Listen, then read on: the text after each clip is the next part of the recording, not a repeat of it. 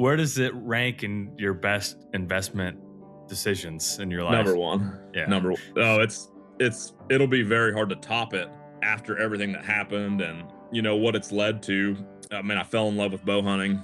It led to so many good connections, talking to guys like you. I mean, talking to guys like Jack.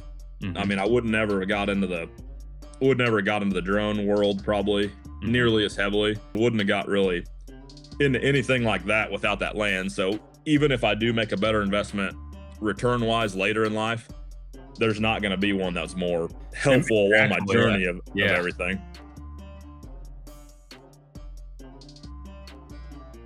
Brian, welcome to Land Podcast. How's it going?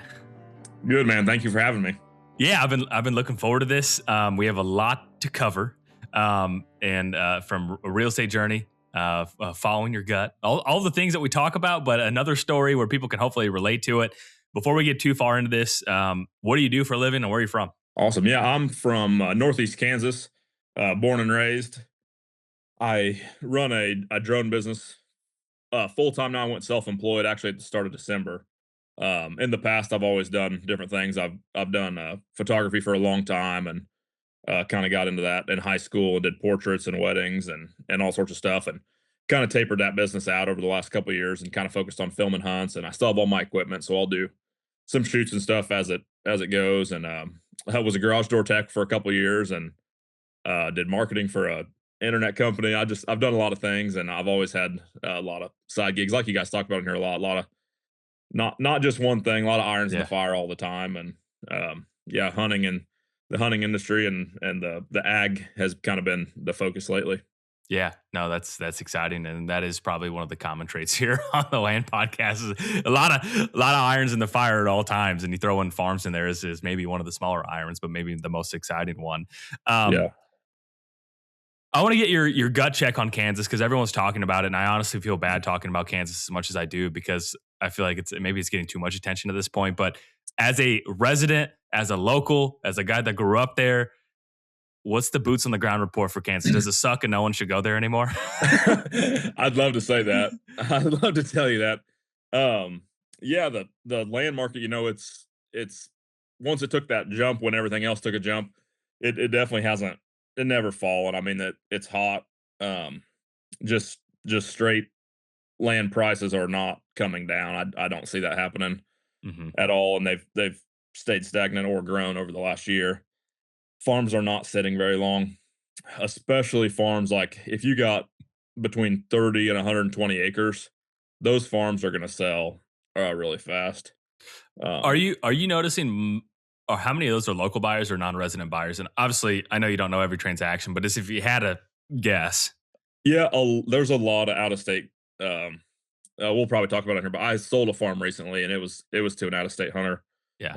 Have some. I'm really good friends with a couple guys who own a brokerage here, Hmm. um, so I get it. I get some info from them as well, and there's a lot of out of state buyers. Um, Maybe not for the same exact type of pieces. In Kansas, we have the 80-acre rule Yep. for landowner tags. So it doesn't really benefit a non-resident to buy 65 acres or like a 50-acre parcel or a 40 even if they don't already have other ground, I guess. Yeah. So, No. Well, that makes sense. Well, let's dive into your real estate journey. You had sent a lot of notes over on Instagram, which it was really fun to read through that. But where did it start? And it started with the house, right?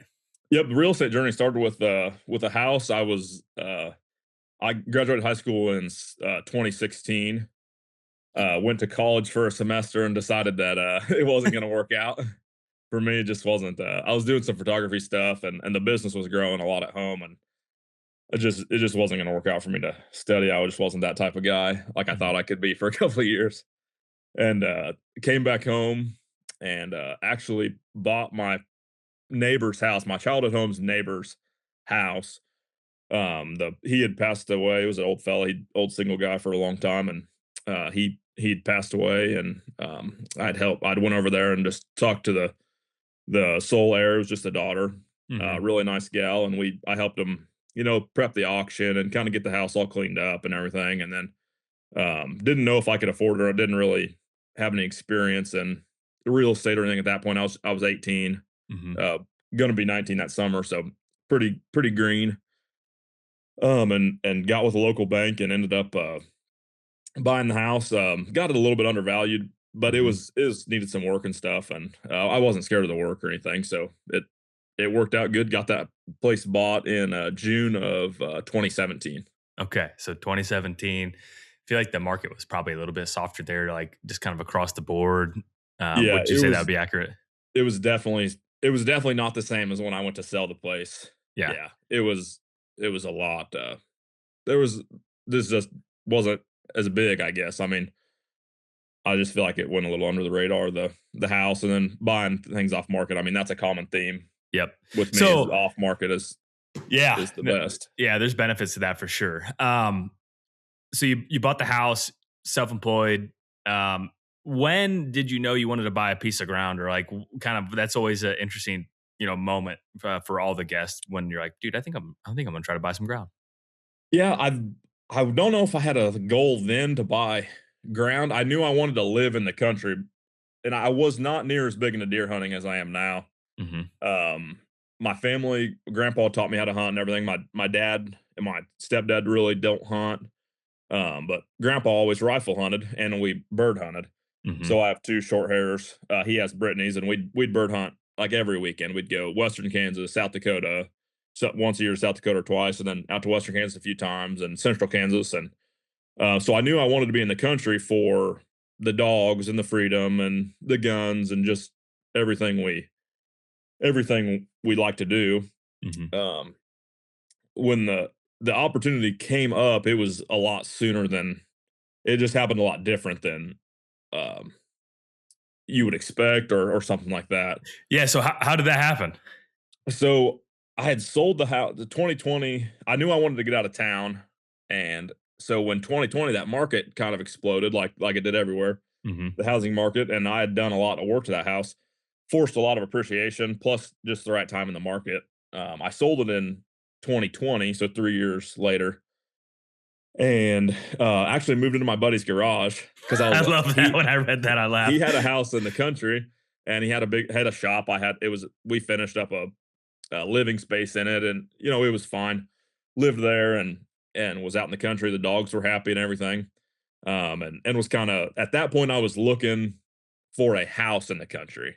Hmm. Uh, Definitely didn't want to move back to town. Had problems with the dogs running. I don't like to keep them caged up, so when they run and getting the neighbors' cats and getting in trouble and getting in the Yeah. neighbor's bird feed and just things like that. And so I knew I didn't want to go back to town. And then I probably lived with him for maybe a year. Um, So and you were we're able to? Did he pay any rent, or he just let you stay there for free? I think I can't remember. I think I was paying him something. Uh huh. I think it was maybe giving him a couple $100 a month. He's like my childhood best friend, like Yeah. really good buddy, one you'd go to war for. Hmm. Um, so I think I was giving him some money though, but it wasn't very much. And Yeah. I was living cheap, and I tried to practice some delayed gratification. Yeah. When I was living there, a couple miles down the road, there was a house that came up for sale, and I'd probably been living there for a year. So, and I didn't plan on staying that long, so I was kind of like Ready to kicking in move high on. gear to get something, and I didn't want to be a burden to him. Um, so I got this house under contract. It was exactly what I was looking for. I mean, house. It was like 13 acres. It was cheap, like 125,000 off market. But he had signed with a realtor. So I Hmm. mean, I still consider that off market because it would Didn't have hit the been, MLS. Yeah. it didn't hit the MLS, and it was cheaper than it would have been listed at. Hmm. So we go under contract and everything. I had a little chunk of money from the house sale as a down payment. And so we go under contract on that house. And I would say about like 2.5 weeks uh, before the closing was supposed to happen, I get a call from a family friend who's an elderly single lady. She was in her 60s at the time, or maybe 70s at the time. She was older and had some tax issues and had some things where she couldn't take care of the ground, and there was some money against it. And she's decided she wanted to sell. So I met with her at supper, kind of expecting to, I told her, I said, hey, I can hook you up with my realtor buddy. He's good. He'll get you top dollar. I can't remember exactly what land prices were at the time. I would say probably 5 to 6,000. I would Mhm. say they probably are what they are right now. I'd say that's a pretty good average around here is about 5 to 6,000. Mhm. 6,000 be the upper end, like a good farm, really nice farm. Mhm. And I said, well, I can uh, get you in touch with this realtor and uh, get you top dollar and get all your stuff taken care of. And she's like, well, I thought I wanted to sell it to you.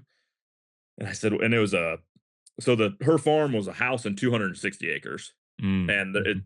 it was split off to where there was a 100-acre farm on the one end of it that was pretty separate, connected but separate.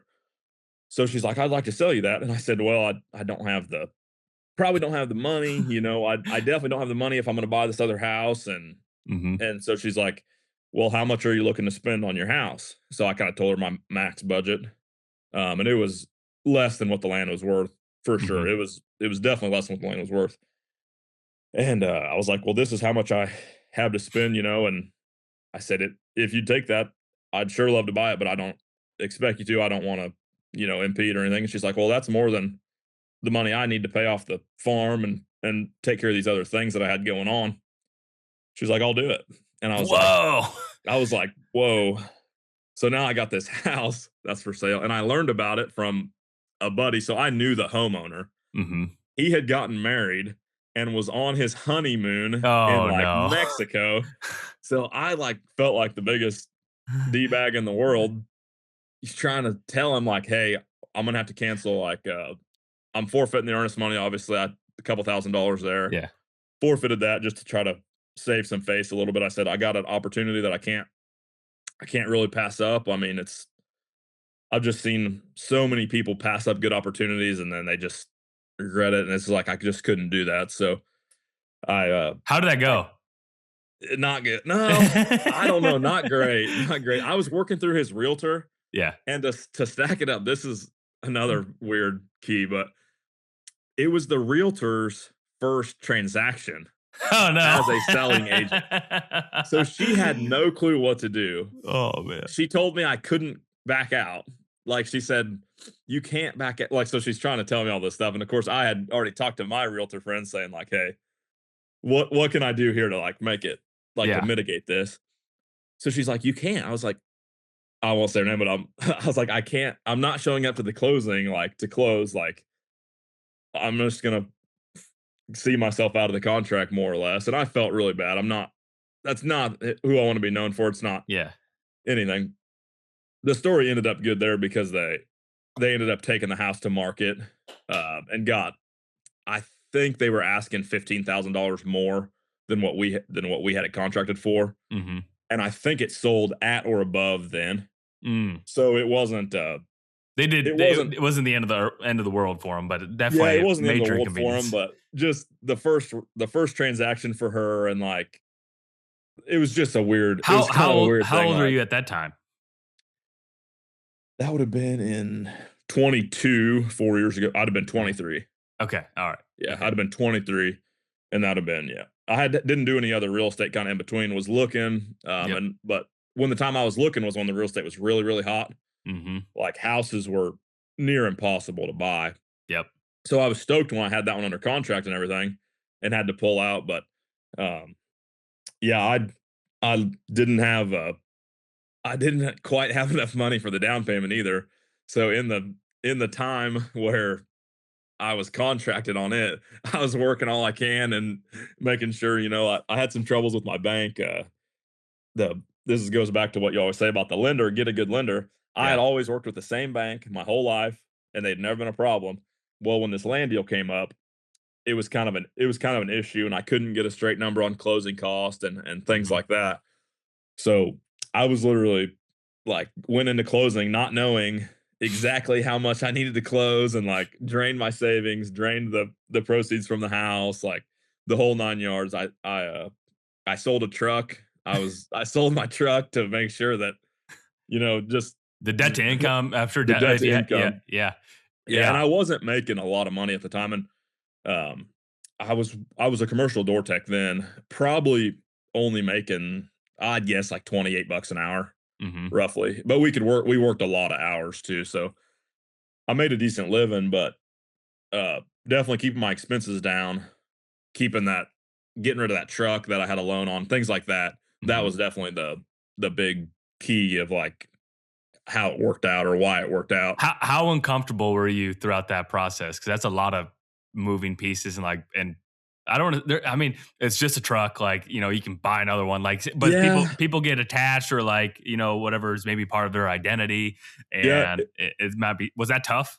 it was a little it was, like, more embarrassing maybe, Hmm. like and I feel like nobody judged it like that, but, like, your own self, you look at yourself different, so it was, like, kind of a little bit embarrassing, like, admitting that you made the wrong choice to buy that truck at the time. It was too nice of a truck, it was too expensive and things like that, and I took a little bit of a loss on it when I sold it. Sure.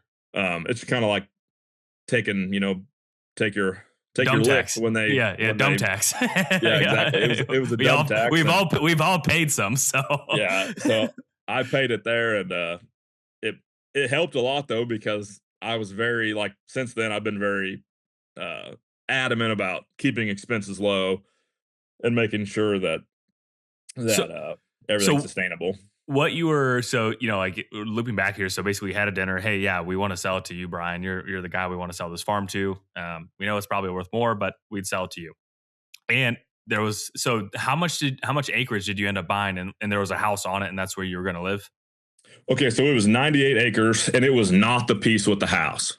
Okay, So I still didn't have a place to live. So I love this. this is another trick. I didn't have a place to live, but at that point, I was like, I told my buddy, I was like, let me get through closing, and then I'll just go rent a house. Like we'll just rent something, even if it's back in town. I'll Yeah. have my farm now. Like I'll have to do, and like when you're making 28 bucks an hour, a payment that's very large. I mean, it was a large How much payment. was it? How much was it? Do you care to It, share? it was about $2,100. Yeah. So it was $2,100. At 23 years old, that's Yeah. a chunk. That's a So commitment. it was about like 2 weeks. Like I'd work 2 weeks for the farm, work 2 weeks for everything else in a month. But I always had these other side hustles, Yeah. and I would buy and sell four-wheelers and things like that to make, making 500 bucks, making 1,000 bucks, and definitely didn't have it as easy. I mean, it was tight. It was tight Yeah. at times, and a lot of people, it's crazy to think, but a lot of people told me I shouldn't buy the farm, Mm. which is just insane, and that happens so much where people just don't take the opportunities. Like it's crazy, but Did you almost listen to anyone? no, I'm pretty stubborn. I was pretty set. My grandpa basically was like, if you get in a pinch, we'll be able to help you out. They're not rich by any means. They're not, but they're like, we understand this is a good opportunity, and you need to have it. So they actually my grandparents prepaid some pasture rent from me Hmm. for a few years of pasture rent. Hmm. Um, that kind of gave me the cushion to like know for sure, and I ended up needing it all. Hmm. So it was great. It worked out great and everything. My grandpa ran the cattle over there when I owned it, and he still is actually with the new owner. I'm still managing that farm Yeah. for the new owner. That's But really cool. yeah, there What? was Yeah. Go ahead. Go ahead. so during the buying process, there was some. Well, I told you there was tax problems, Yeah. but that delayed the sale too. So that worked Bought you more time. against. It bought me more time, but the interest rate was also climbing heavily then. Oh yeah. So, like, that 2 months, I think it cost me a full point, and I had it somewhere, like, written down, but it was a couple months. I think it maybe 2 or 3 months, and it cost me, I believe, a full point of interest. So, like, it just ebbed and flowed It and does kind of, bounced the way it does. yeah, that's tough. It's like you build out this pro forma of like, oh, this is what it's going to cost me a year at this interest rate, and then the Yeah. Fed met, boop, Fed met, boop. Yeah, and it That'd was be climbing, stressful like, they were really trying to they really raised the interest rates once they quickly. decided they weren't gonna be down in the 2s and whatever they were down to. Yeah, It would have made a big difference. It would have made I mean, it was hundreds of dollars a month that it was going up every time, and I could lock in my rate for a certain time, and then if we couldn't close, I had to relock, and it's like, how long oh, did the closing get pushed out? Like months? It sounds like. like 3 months, I think. Yeah, I can't remember exactly, but it was supposed to be a nice, easy close, yeah. and it turned into um, like state having to release things, and like that stuff just doesn't happen fast. Yeah. No, that's crazy. Now, aside from the price, what had you excited about this farm? It's along this farm sets up so well, and I wasn't even that big into deer hunting. I was just gonna rifle hunt the place and never planned to get into deer hunting, but um, it sat really it sat it's rectangular, had a big timber that was connected to some other timbers with a creek going through it. It had 15 acres of crop ground in the bottom. I was like, oh, that's gonna be perfect for some food. And then it had the pasture, so it kind of had a lot of different things working for it that made it like nice. Yeah. It hadn't been logged either in a long time. Mhm. I didn't know it at the time, but that came into play later. I had it logged before I sold it Mhm. I did the TSI and stuff. When I got more into the deer hunting side of everything. Mhm. But yeah, it was awesome when you would step into it. There's big open pasture with a little pond. I just It's just very exciting to have your own dirt and be able to do whatever you wanted to do and kind of Where do develop it. where does it rank in your best investment decisions in your Number life? one, Yeah. number oh, it's it'll be very hard to top it after everything that happened and what it's led to. I mean, I fell in love with bow hunting. It led to so many good connections. Talking to guys like you, I mean, talking to guys like Jack. I Mhm. mean, I would never have got into the drone world probably Mhm. nearly as heavily. Wouldn't have got really into anything like that without that land. So even if I do make a better investment return wise later in life, there's not going to be one that's more Yeah. helpful along my Impactful, yeah. journey of Yeah. everything. If you want to know where property boundaries are for public or private, you want to develop a great plan for your farm, document perfect access to a blind, to a tree stand, carve out and measure food plots, connect your Moultrie trail cameras to an app that shows exactly where they're at, and you can look at the feed for that specific camera location, then Onyx is something you need to check out.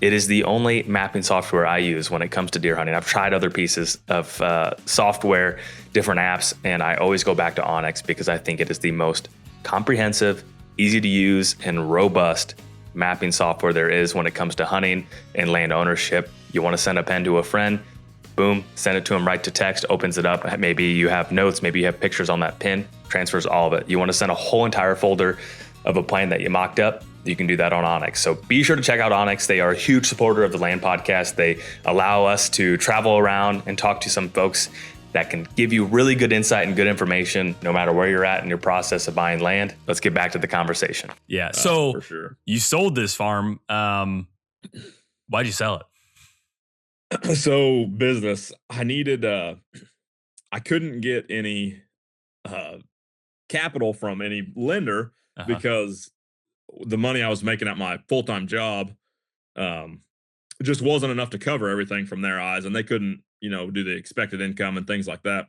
So I had to make a decision if I was going to go out on my own and if everything. So in December, I was partnered in the ag drone company before, doing the cover cropping and spraying and pastures and Mhm. ag and everything. I was partnered in that last year, and I worked for that guy in his other business full time when I wasn't doing the stuff we were partnering with the ag drone. Mhm. So kind of at that end of last year, it kind of just made sense to where if I'm gonna be able to buy a space, I'm just not a fan of renting either. I think people should know that. Like I just don't like it generally. Sure. I just like to force appreciation and do that way. Um, but yeah, the I lost my train of thought. Yeah. So you needed capital to Yeah, I grow needed your business. Yeah, I needed capital to grow the business, and I didn't have my house doesn't have a shop or anything, and so I needed the capital to buy a building is what I'm really looking for. And we identified a couple buildings locally that I'm trying to pursue Mhm. buying, and just having the cash to do that and not have that payment is just such a relief in that sense. Mhm. The deer hunting was great. This deer right It's a here, bomber. Yeah. Emma shot. My girlfriend shot this year off that farm. That farm was just going up. It was 100% bought into the real world products, Yeah. 365-day, management of nutrients and Gen 2 beans, double crop down in the bottom and Mhm. top food plot. And it was a hammer farm. Like it hurt me to sell it in a way, Mm-hmm. but the money that's going to get used for when I do find a place to deploy it is going to be allow me to buy more in the future, buy more farms in the future. Yeah. And that that farm I was renting when I bought the house that I'm in now, and that farm was the reason I could buy it. I had a lot of equity in it. Went to a banker and just said, hey, can I pull some of this equity out and buy the house? And they're like, yeah, it's your equity, you're good to go.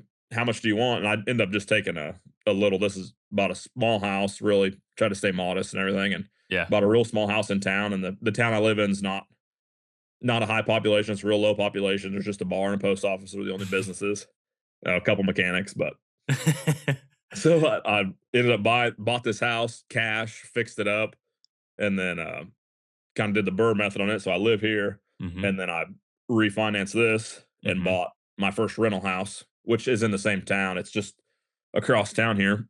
So the land really was able to buy this house that I'm in right now that we live in. It was able to basically buy the rental house, even though it was indirect. Mm-hmm. So I bought a rental house in May.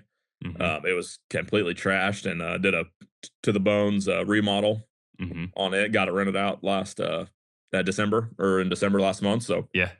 so we're looking for more of those. Looking for a commercial building where yeah, I'm in the market for a lot of Moving, stuff. shaking, man. Yeah. I'm just I'm waiting. I had to when I bought the business for my partner, he had a couple key clients he wanted to keep, Mm-hmm. so he kept his ag drones.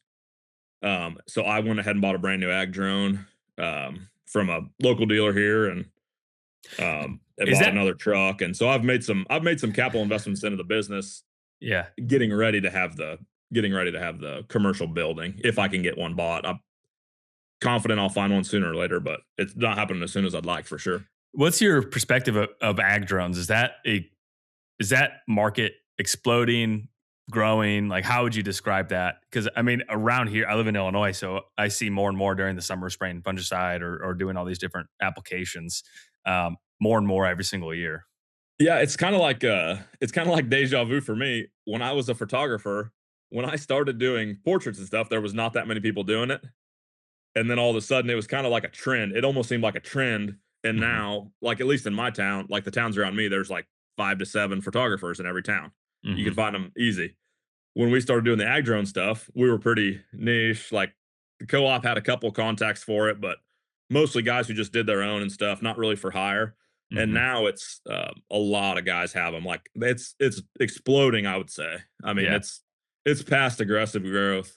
I Yeah. mean, there's lots and lots of acres done with drones now, and I get calls and texts at least monthly saying, "Hey, so and so bought an ag drone," and I just say, "Sweet, if they need any help, Yeah. holler if you need any help." I'm not a Yeah. I helped I helped other photographers get off the ground that are still in business today. I helped, I'm not a there's plenty to go around for everybody, Yep. and I'm not going to compete like that. I mean, I want to compete and be the best and have the best business, but I know there's plenty of business to go around, and we get slammed like everybody else, and having good contacts you trust and stuff is a huge part of business. Are you doing a lot of fall food plots with the drone, like double cropping? Um, like, let's say, I don't know, a guy's got, and I know Kansas is like, maybe I should say a sorghum field. I don't know what part of like exactly where you're at in Kansas, but are there guys that has, hey, I'm going to leave 3 acres of standing corn. Will you go and fly the drone and put in cereal rye or put this blend in there?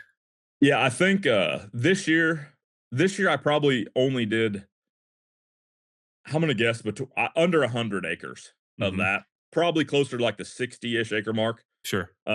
But that was only for maybe a half a dozen clients, myself, a couple farms that I help manage, food Mm-hmm. plots and stuff, and then my buddy that owns the brokerage manages quite a few farms, so like all his stuff. But it's definitely, I've had a lot more people after the season call me and say, "Hey, next year, let's do this when the beans start to turn or when that corn starts to turn.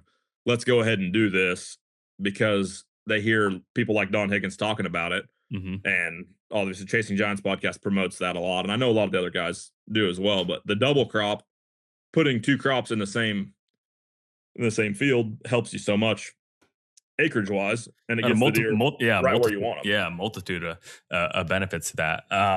Yeah, so it'll Yeah, be growing a lot. And I pushed out a lot. Like, I help sell some real world products and stuff, the beans and the corn and deadly dozen stuff. And I tell them, the best way is get your soil right, get a good stand of beans in there, and let's top it. And if you got enough to do corn, let's do both. But hmm a lot of guys around here probably don't have a lot of guys don't have the acres that I'm dealing with right now to do like 10 acres per se, but sure. a lot of them can do 3 or 4.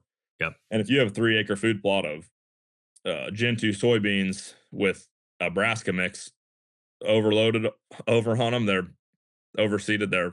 It's gonna get hit. It's gonna get hit hard. How do you have any? You had to send me pictures. I'd be curious to see. Like I've overseeded beans and corn before, and usually the conditions aren't perfect. Like we're gonna get an inch of rain, and then it's 2 tenths. Yeah. But I've never had like a really good stand of double crop, and this could be my farming skills getting exposed right now. But when you've done this, and maybe clients send pictures, or maybe when you've done it for yourself, like, dude, this 1,000% work. I will always do it and time it with the rain. Is like that. Is that your position on it? Yep. And I think with the broadcasting from the drone, you want to go heavy on your seed for sure. Hmm. Even if it's plants that don't need a lot of pounds per acre, I'll still I'll still order those mixes higher. Yeah. Um, and there's a couple things I typically don't do the deadly dozen from real world out of the Hmm. drone Hmm. because there's just a couple species in there that need the dirt coverage. Yep. I'll just typically go to the co-op and have them basically just build a mix Hmm. and go heavy on those rates and then go heavy on the application rate because you're going to lose some to turkeys and birds and everything and just not germinating. You're Yeah. going to lose a lot. But yeah, I've got some pictures. I'll send Yeah. some pictures over Yeah. of some good growth and yeah, it's 100% working. It's the way to go. In my opinion, it's the way to go. If you have a huge food plot, you can split some stuff up and do it. Hmm. But as far as like just simplicity, if you have 4 acres, I'm going to be there for 30 minutes or 20 or 30 It's minutes crazy. spreading this. So like it's going to take me longer to get there, Set up. talk to you Yeah, about what you right. want, you know what I mean? Yeah. And go. So What it's very efficient for the small parcels. And I have a truck built that the drone stays in. mm, So it's a 4-wheel drive truck. It's like a 90 Chevy 2500 single mhm, cab, and it's got a bed built with a landing platform on top. So like that's kind of like my food plot, smaller pasture yeah. rig. So I can drive right to food plots, get the drone up, spread it, and be done. And carry the seed with me when I go. Not to pull a trailer. I mean, like some of the spots we get to for food plots, the best spots are rough. Yeah. Getting You maybe can't just get 4-wheeler there or something like that, and the drones can fold up in the back of a side by side too if needed, and mhm. so they're really versatile tool. How much, let's say I'm in your neck of the woods and I call you, I say, hey, Brian, I need overseed 5 acres of a food plot. It's beans now, they're starting to turn. And I hate to put you on the spot here, but I'm sure someone's wondering, like, what does this even cost? So that's the root of this question. Yeah, for sure. So if it's big acreage, typically for food plotting between like 40-ish pounds range, 40-ish pounds per acre to 60, Hmm. it'd be $17 an acre. Hmm. Um, I do have a $350 minimum for food Sure. plots Yep. just to get there, and like that kind of covers travel, getting there, and everything. So like if you have 5 acres, it's $350 Hmm.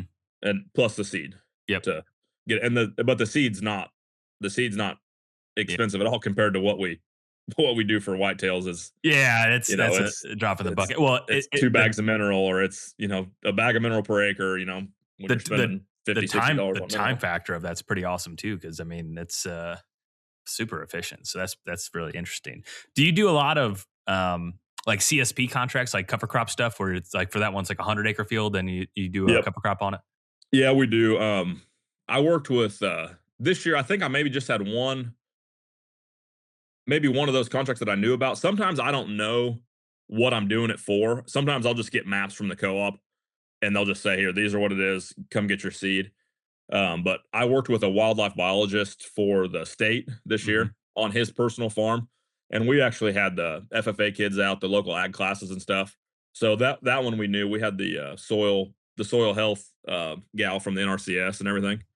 So she was there to explaining the mix to them and everything, and then they watched the drone go.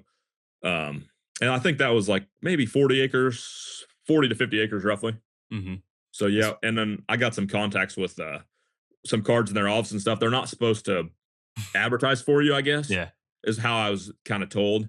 But the wildlife biologist I'm working with, he's awesome dude, deer hunter, got young kids and family and everything, and he's an official Boone and Crockett scorer from when he worked in the Missouri Department of Wildlife and everything. So Yeah, I don't know if this is cover crops with ag drones, but TSP, which would be a technical service provider for the NRCS, that might be something that you'd be able to get on like the list of providers oh yeah, that they can give you. So that would be something. I don't know. I don't know anyone that does ag drone overseeding here. So and I haven't really looked for anyone either too. So if someone locally is listening to this, I feel bad, but I have never looked into it. After this conversation, I'll try to find someone. But have you done any like fall spraying for invasives or anything like that? Have you messed with that? yeah. We tried the same biologist. He was keen on killing that on some invasives late after the trees had dropped, and we kind of had we had a really weird winter fall. here. It didn't Yeah. come late, like it came so late that it threw a lot of things off. So like we were spraying some pastures and stuff that regularly we wouldn't be able to get as Mhm. many species as we were. Mhm. But yeah, we did that in one timber actually. And it so far it seemed to be fine. We don't really know the effectiveness yet till the next growing season. So, and Yeah, I we've hope had some that. cold days, we've had some Yeah. warm days here, so it's I not. hope I hope that technology really works, honestly. I really hope that's the case. I think that'll be Yeah, really awesome, super efficient. yeah. What trying to think here, as far as, your land process, did you have any good mentors or anyone that you want to give some credit to that helps you maybe get over the hump to like, dude, I'm going to buy this based off of this gentleman's feedback, or maybe it was your grandparents like, hey, this is a really good opportunity. Don't screw it up. Yeah, definitely grandparents, grandpa helped me out on that farm anytime I'd ask, I didn't have any equipment. I didn't have, I had four-wheeler and a side by side and stuff, but I didn't have any equipment to get any work done. Yeah. I'd never really had to tear out a fence and build a new fence. And the buddy I was living with, he's a farmer, um, big family farm he runs now. So he came out with his dozer a couple times and his bobcat with a tree saw and stuff, and got a fence row cleared for me and some other things. Yeah, it definitely takes other people, but it just takes asking. It takes asking or not being afraid to learn. I was just lucky. I had, grandpa has a couple tractors that we'd set blinds with or bush hog with or we tried to put hay in the bottom. The first year we'd had it, we put a sorghum sedan in the bottom, thinking that the deer would kind of bed in it. And this was before I really knew much or had dug in a lot, but we put sorghum sedan in the bottom and baled it. It didn't go great, so we went back to crops. And then I listened to your podcast. I listened to this podcast for a long time, and got. I don't even know how I got into the Higgins, but that was like at the same time when I got into Don Higgins land management. Probably because I was looking up land management stuff, Yeah, for sure. and he's like the king of land management. I Mhm. mean, he makes miracles happen. It seems like on his farm all the time. I met Don. I've met Don once now, and he's a great guy. Seems to be a great guy and everything. But got into his podcast, and it's like, okay, well, this is what I'm going to do now. This is going to be as close to a Higgins styled farm as I can get it. And I listen to Chasing Giants every week, and Mhm. kind of learned from him. Put a sanctuary in, get your timber right, get your soil right, get the food in there to support the herd all year round. If you're in bait states like Kansas, I can feed all the time. I fed all year round, Mhm. fed alfalfa in the winter and picked up sheds like that. And, just if you have to shed hunt your sanctuary, just do it once a year and, Mhm. do it from both sides if you can, things like that, I probably didn't have a big enough property to do or big enough sanctuary to walk it from both sides, but we still would Yeah. try to go back or walk it specifically where it didn't blow them all the way out, because it is located close to a highway Mhm. to the creek. The creek kind of follows the highway a little bit, so we didn't want them. You don't want the deer blowing out across the highway and stuff. But Buck Land Funding. If you don't know who they are, and you're looking to buy a piece of ground, I encourage you to reach out to them. They're chartered in multiple states across the Midwest, and they understand recreational land. I've said it a million times here on the podcast. The most important piece of buying your first piece of ground is finding a partner, finding a bank that understands what you're trying to do, that has competitive rates and understands the world of recreational land, because not all banks are created equal, and Buckland Funding understands our crazy goals of scooping up a piece of ground to enjoy it with family, to hunt it, to use it as an investment. They understand that and work with that every single day. I encourage you to reach out to them. If you're in the process of buying your first or 20th farm, reach out to Buckland Funding at bucklandfunding.com. Back to the conversation. What do you think made the biggest impact on that farm? I mean, let me ask you this. So on a scale of 1 to 10, how good was the farm the day you stepped foot on it when your name was in the plat book? Like, to that degree. Probably like, it was probably like a 5 maybe. Yeah. Like good genetics, good age structure, because there's no hunting pressure. Maybe it might have been a little better, honestly, than a 5. Yeah. It just had no thought in the management of the herd at all. Like, no feeding, no mineral, no anything. So, it was a good untouched farm. Then after, and you bought that in, was it 23? Yep. Summer of 22. Okay. Summer in 22. And so you had a couple of years to work on it from when you sold it. So you're starting to leave food, you were staying out of it, you were doing all the different projects that, honestly take discipline more than anything to stay out of different areas. I feel it's pretty simple, like to stay out, but it's hard for people to do that. But from, let's say it was like a 6 when you bought it to when you decided to sell it, like how much do you think you're able to improve it from the different projects that you did?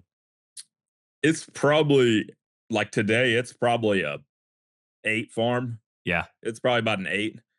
And if this guy maintains it, or I'm managing it still. So like we'll maintain the same plan, and it's just getting better. Like it's constantly getting better. This is the first year of the TSI that was done. We took a bunch of trees out that were no good, logged the walnuts, left the big oaks, kind of let them thrive in there and everything.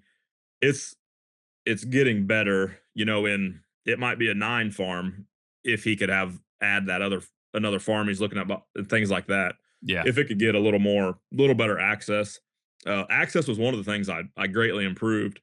I'll try to send you this picture too. I'm going to note this real quick so I don't forget. Yeah.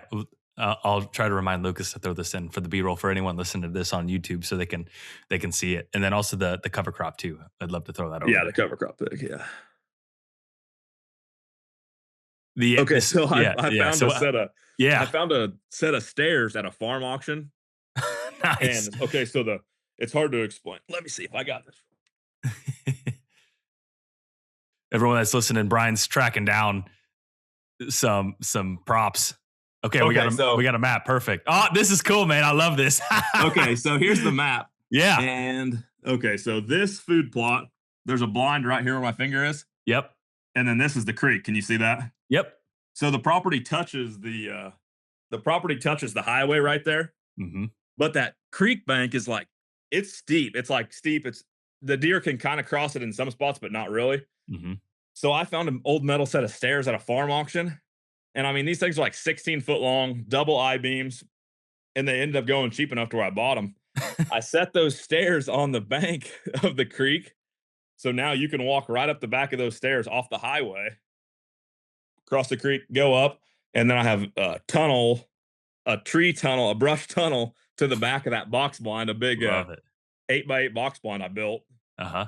I'd never bought box blinds before. We just always built them because you can build them cheaper and everything. Mm-hmm. And so there's a tree tunnel with a metal set of stairs right up to the back of this blind, and that's cool. It's interesting. Like people thought, what are you doing that for? But the way that food plot lays out, you can't really get to it. So it's rectangular. So you'd have to come from the whole other side of the farm, which that just it's just not going to work. I mean, I would have had to move the food plot and everything, but that was kind of the best pocket for the food plot because of the way the creek laid out and the neighbor bedding. The bedding on the neighbor, there's a neighbor that doesn't hunt right there. That's a small farm, probably 20 acres. Mm-hmm. So he's got some good bedding along with mine over here. So it's kind of in the middle of everything. And it worked out really good having that access up the creek. And this was the first year of that.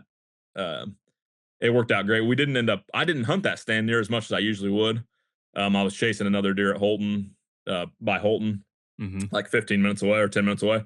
And then we killed this deer the first set of the first set we tried to kill him, we killed him. My That's girlfriend and I. that's She a good sign of a good setup. Yep, it was perfect. Stayed out till it was the perfect wind. Had an awesome deadly dozen plot. Awesome Hmm. deadly dozen plot. He read the script, came out of bedding, clear across, gave her a good shot with like maybe 5 minutes left of light. He was late. We watched deer all night though, and um the last 2 years we never had a set on that farm where we didn't see a deer. That's cool. So So how did you find this? How did this buyer find your farm? Was it one of your real estate friends, or was it like serendipitous? How did you find the So buyer? I decided, well, I was texting him about I was texting my buddy about realtor commissions and things like that. And Hmm.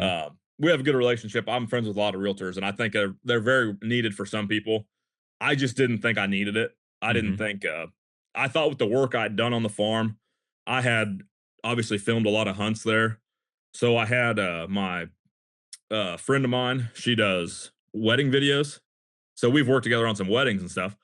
I texted her. I said, "Hey, can you put a video together for me, like a highlight reel of this farm, like just Sizzle, like your yeah, wedding videos? Just yeah.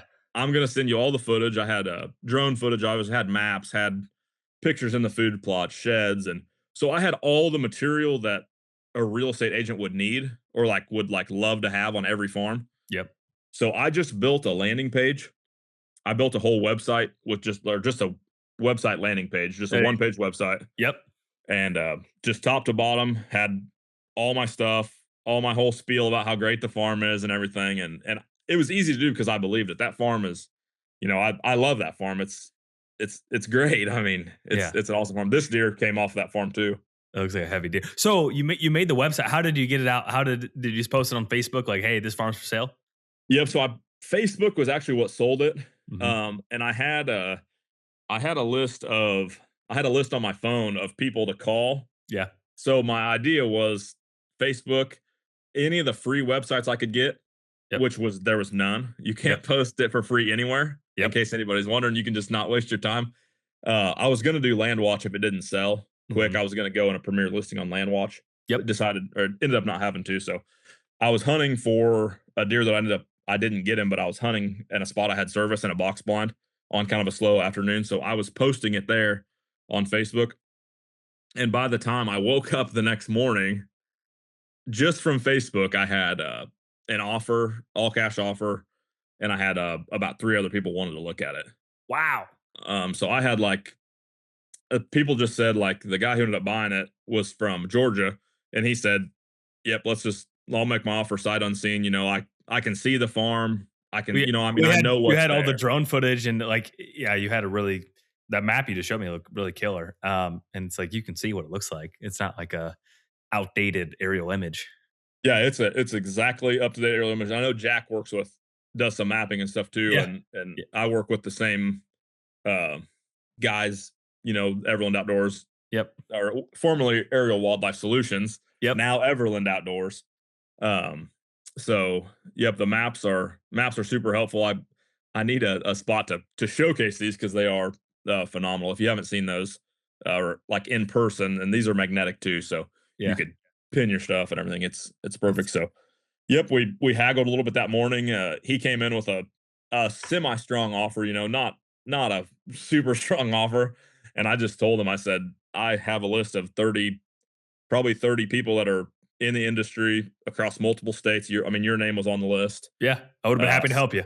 yeah, Slade Yep. Johnston was on the list. Like guys that I have personal connections with, Hmm. name the game outfitters in Oklahoma. Like, so there was a lot of people that somebody was going to have a buyer for me. Hmm. It just happened to be a guy that uh, Just married all. a Oh god. girl that went to high school that I went to high school with. This gal, she married him. He's a fishing guide up north, like maybe an hour from me. We'd never met personally, but uh, definitely knew who each other were and everything, and had seen each other a couple times, coyote tournaments and things like that. And he's like, "Hey, I think I got you a buyer, and I'm putting you in with them." And then that was the how it happened. I mean, I didn't have to Wow. call. I had a list of good realtor friends to call. I had guys that probably didn't need to take my phone call, but probably would have Yeah. on the list, and so it went quick, seamless close, 45-day close, I think. Yeah.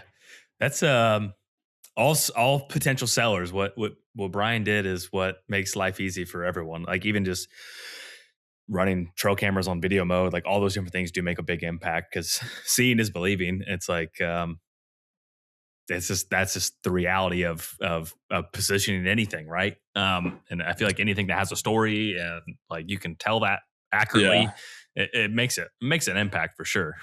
Yeah, I had some killer footage, like, 100 plus turkeys in the field on the Wow. on the cover crop and stuff. Like, the deer I was hunting. Uh, oh, grab a shed real quick. The deer I was hunting the last year. This was a shed from the year previous, Oh wow, yeah. and I had a video of him walking by me at like 62 yards. So I have that video of just he's a Bomber. mega. He was probably like he was pushing Booner for sure. Like, Yeah. just a hammer of a deer. He didn't have that split on his fore that year, but he made it up with, and he had just the most perfect chocolate rack and awesome deer. I really wish I could have harvested him, but it didn't work out. But I got some great footage of him walking by. So like just some hammers that are in the area, and it's no secret that the genetics are good. I mean, this deer was a typical 6x6 last year, I and he love a went good down six to a by five by six. five with a he went down to a 5x5 with a split brow this year, but kind of blew up. So we decided it was a good year to hunt him, and Yeah. so it just the farm. I did all the prep work, and then it seemed like the preparation was what sold the farm. I could have had it listed 2 months earlier probably Hmm. if I would have shortcutted. Didn't do the video, maybe did the website, but kind of not so great, like things Hmm. like that.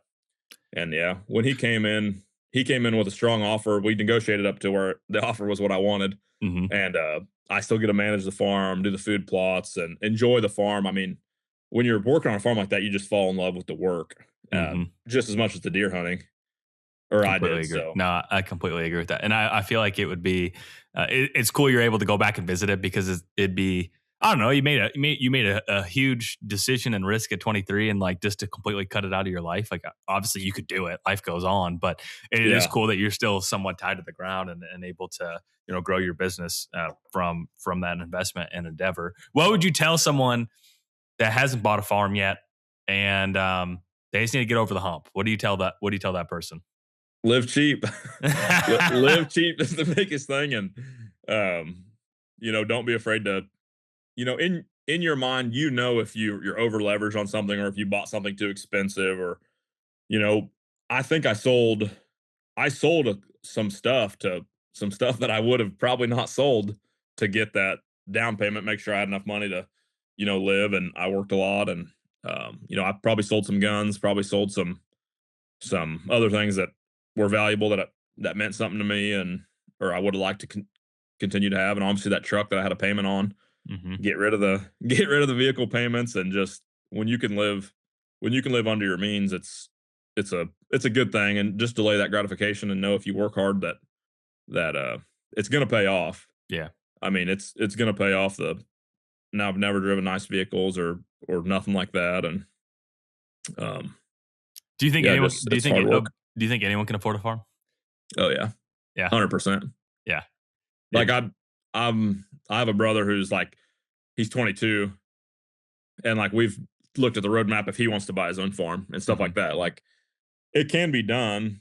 When you're younger, you What obviously what don't do make you as what do much you tell money, your so you brother? need. What do you tell your brother? Because I feel like a brotherly conversation might be different than what you would say on the podcast. But I'm asking you the He unbiased, unfiltered. What do you tell him? Yeah, so when he moved out of our parents' house, when he was like, after high school, he moved out and kind of tried that thing, rented a house and everything, and decided that it wasn't able to save enough money and stuff like that. So he moved back in. I kind of told him that, you know, mom and dad's house is empty. You're the youngest one. The house is empty. You might as they're letting you live there still. They do not mind at all having somebody around. Hmm. Like, just move back in, and bide your time. Work. He works a job as a framer. he works as a framer for a custom home company. I said, just keep building your skills up and just save some money back. And we're doing some things with, he's partnered with me in the rentals. He Hmm. does like the, a lot of like the renovation on them Sure. when I'm too busy to do them. And like during my busy season and stuff. So yeah, I just told him, just you got to save some money. You just got to have the first one. And I told him that a house is a lot more feasible from a lending standpoint than a piece of ground, Yep. because that's another big thing that helped me. If I wouldn't have bought that house, then the land wouldn't have been, I would never had I think it was 60,000 roughly. Hmm. I would have never been able to save 60,000. I didn't make 60,000 in those years. Yeah. You can't save more than you make. You know what I mean? So Yeah. yeah, you have to get some big chunks rolling down the Hmm. hill. Hmm. And once it snowballs, like now, my next deal, I could buy a huge farm. If I wanted to do that and decided that I'm going to delay the business stuff again and put that money towards a new farm, I could buy a really nice size farm Yeah. with that down payment, and then roll into the next one, and you could do it like that for forever. I mean, Yeah. you could roll until you could 1031 up until So you you can't couldn't anymore. anymore. Yeah. Right. Yeah. And Yeah. I ended up not doing a 1031 exchange on this Well, I picked that up too, and on this and farm. and why is that? Because I feel like everyone is programmed, and if a 1031 makes sense for you, like by all means, absolutely. But you don't have to. Like I Yeah, feel like a lot of because people get tied up on this. yeah, the 1031 was really good if I would have been committed to buying the building that I have picked out that I really want. If I would have bought that and then maybe one or two rental houses, Hmm. but that was like, and it had to be in the timeline, of course. Yep. So I talked with my tax guy, and with me buying the ag drone and some other investments in the business, I could kind of offset that capital gain a little bit by not doing the 1031. I could almost come out the same tax liability wise, and then I wouldn't have the Equal of greater value of debt and equal of yeah, and greater then I value wouldn't have of real the estate. time restrictions was what I was Yeah. going for. Yeah. Yeah. Yeah, so I don't have the time restrictions. So now the guy that I'm trying to buy the building from is very well off, Not in a hurry. does not live around here, does not, you know what I mean? Not in our, his kids don't want to sell it. Like, I'm kind of working on to try to buy it, but it just doesn't seem like it doesn't seem like it may happen, it may not. Hmm. But now I don't have to buy it, by 6 months from now, or have to be under contract in 90 days or Yeah. whatever the restrictions were. And if I pay a little bit more in tax, I mean, there's nothing really we can do about that. I Tax man mean, gets it's paid. Yeah. the tax man's going to get paid, and it's going to be a Well, it's going to be a it chunk. allowed you to kind of pivot. But any other words of advice or parting wisdom that comes to mind? It's just the stuff you always talk about, man. Find a good lender. Find a good lender is probably one of the biggest things. Uh, build good relationships. My whole career, my businesses have all been based off relationships. And even if you're not the most outgoing person, you can still, go to events where you're going to meet the people you want to meet, and birds of a feather fly together. So That's right. if you're hanging out with the people who are doing what you want to do, you will be doing that. Yeah. If yeah, that's a fun way, because that's like kind of a old idiom that everyone always says. So if you don't own a piece of ground and you want to, go hang out with four people that own ground, and you'll be the fifth. So Yep. if you hang out with four people that don't own ground and think it's not feasible, or you can't do it, or like all the different excuses that come to mind, you're probably not going to own a piece of ground. So I think that's Yeah. a really Be awesome piece of advice. yeah, be comfortable living skinny on your fun stuff. Yeah. My vacations were the land. Like, I didn't get to take nice vacations or go stay nice places and stuff. I was more than happy staying home and doing my thing on the farm and getting my enjoyment that way. Awesome. Well, Brian, if people want to get a hold of you, maybe they're going to do some fall food plots from the air or going to get some stuff sprayed. What is the best way for those people to get a hold of you? And do you travel to Illinois? I'm just kidding. Oh man. For the ag drone stuff, the business is Drone Land Management LLC. And for any of the more of the deer stuff, the management and everything is BNP Outdoors. It's Brian Nelson Photography Outdoors. Awesome, on Brian. TikTok, I post a lot of stuff. I post a lot of random stuff on TikTok, and I'm trying to get better about Facebook and some other things. But yeah, you can definitely find my contact on Instagram at BNP Outdoors, or TikTok, or Facebook at Drone Land Management. Awesome. Brian, thank you so much. Excited to hear how things progress for you. Yes, sir.